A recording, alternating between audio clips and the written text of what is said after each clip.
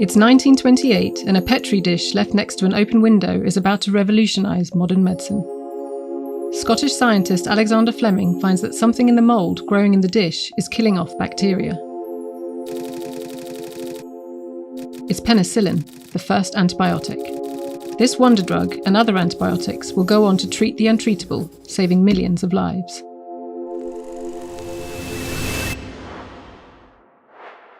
It's 2050.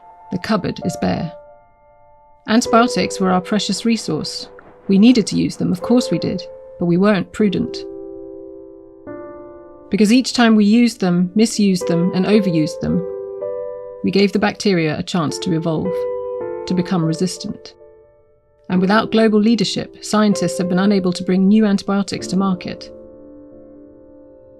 Now even cuts have fatal consequences. Has the clock really been ticking towards a post-antibiotic future, where drug-resistant infections kill 10 million people a year, where chemotherapy is unsafe, where simple surgeries are too risky to perform, where the world's biggest child killer, pneumonia, is now unstoppable? Is this just a projection?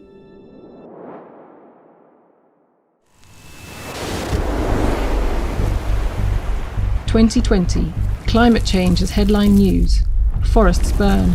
Scientists predict rising sea levels. There is a sense that time for action is running out." And then comes COVID. It's a fast-moving pandemic, 1 million dead and counting.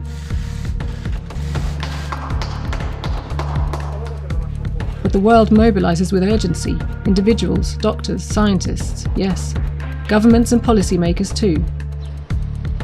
The unthinkable becomes the norm. Cities, countries under lockdown, economies radically reshaped, vaccines developed in record time.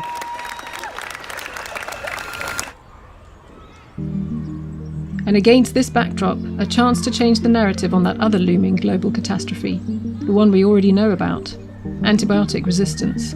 Because everyone sees now we can mobilise, we can take individual and collective responsibility, and we must be prepared.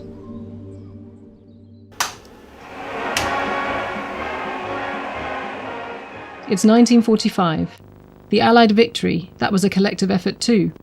During World War II, penicillin has been mass-produced, used to treat soldiers' septic wounds, hailed as a victory of science over death. But as he collects his Nobel Prize, Fleming is already issuing a warning.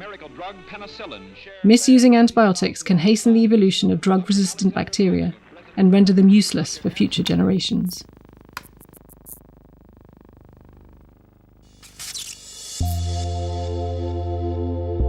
Here's how it works with E. coli in a giant Petri dish. The E. coli bacteria hit a line of antibiotic and pause, until a random mutation enables the bacteria to overcome the drug. At each line, the antibiotic is 10 times more concentrated, but there are also more mutations. It's evolution by natural selection, only very, very fast.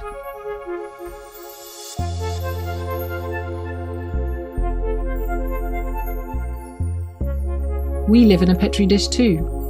The bacteria are part of our ecosystem, around us, within us, trillions upon trillions, helpful as well as harmful. And resistance is natural, to be expected. But by increased misuse, we only encouraged the mutations. We overprescribed, of course we did. Medicine is not an exact science. Diagnosis is difficult.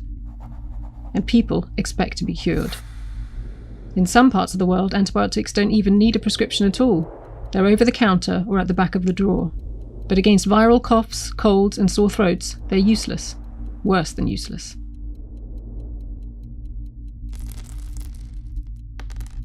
We give them to our farm animals too. We want to prevent infection. We want to plump our food. We want cheap meat.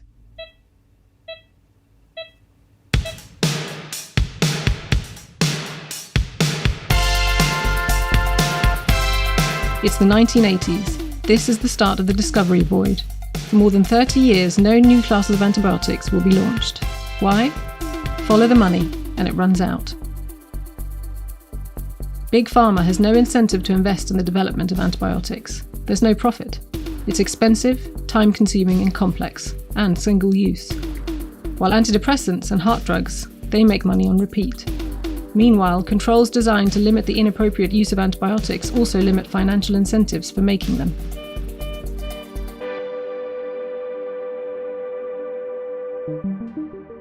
It's 2020, the here and now, and we have some of the answers. Preventing infections with better hygiene and vaccines. We can repackage existing antibiotics to make them resistance-proof, or use phage therapy to attack the bacteria with viruses. And in the future, AI could lead to more accurate diagnoses. Surely new antibiotics must be part of the answer too. Funding agreements can give the bigger companies the financial incentive. Partnerships can give smaller companies access to resources. And what about delinking volume from profit? Concentrating not on the number of pills, but their value. Paying companies not for how much antibiotic they provide, but its potential worth to the health system. Something like a subscription. Something like insurance.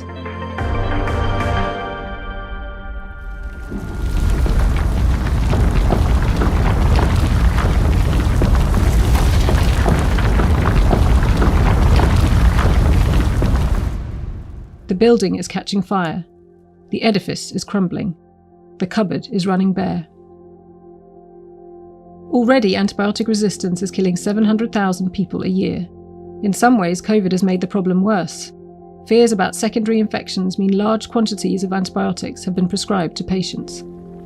But COVID could help make things better too, if it motivates us, if the world mobilizes, individuals, doctors, scientists, yes, governments and policymakers too. The solutions are scientific, but they're also economic, and they are societal. It's a collective effort. It's not a projection, it's not a sort of an imaginary projection that it's going to get worse. We know that's going to happen. And because we know that it's going to happen, we actually also know how we can slow it down. You realise that actually all those things that you prepare for, it's so that you've got it there when you need it. Everyone has their part to play. But the point is we do have the opportunity to do something about it.